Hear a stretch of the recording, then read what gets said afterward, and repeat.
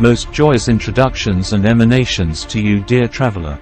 In the supple striations of the Leprechaun Valley exists the lime-tinged creature who utters the joyous phrases of olden whim. Within the mountainous luxury of his astringent blessedness, he bestows the kindest of breezes, fierce only in his generosity and not in foulness.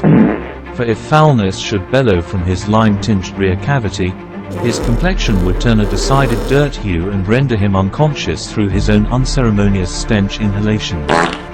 Thusly, insofar as the aforementioned preponderances permit an arid landscape of desolate beauty and foulness, we can meditate on the majesty and paradoxical toxicity of such a place.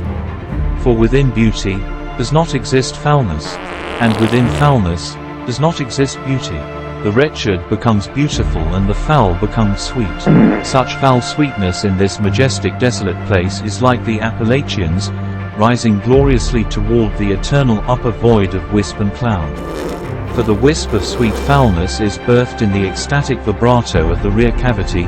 Its sweet sound is deafening to those who fear it, and its wispy scent is decidedly unnerving. The now dirt-hued leprechaun, overwhelmed by the sweet foulness of himself, infuses himself into a trance of majestic oneness with the great wisps engulfing his bubble of space.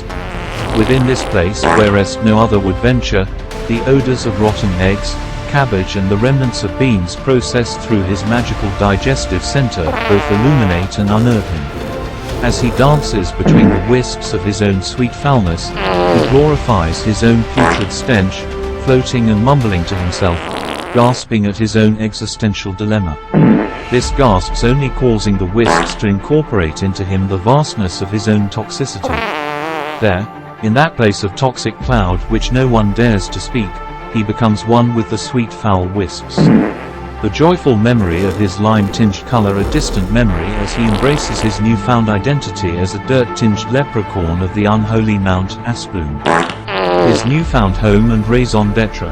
Thus the tale of the creature continues in future striations of existential dread. Bonventure and kind empirical causations. J. H. Hawkings.